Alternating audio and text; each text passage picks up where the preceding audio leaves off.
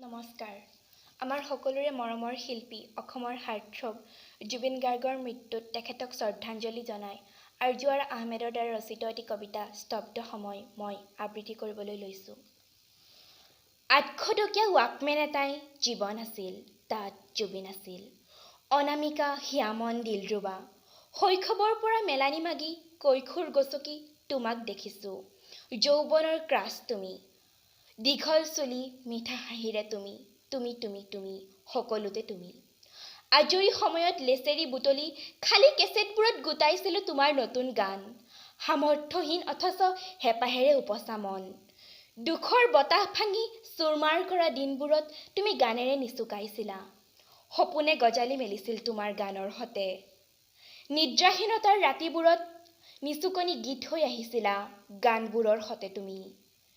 তোমাৰ সুৰৰ সতে উমলি ভাগৰুৱা বুকুখন জীপাল হৈছিল। পাখি মেলা সময়ৰ সতে গুচি গলা তুমি। অসহনীয়, বৰ কষ্টকৰ এই সময়।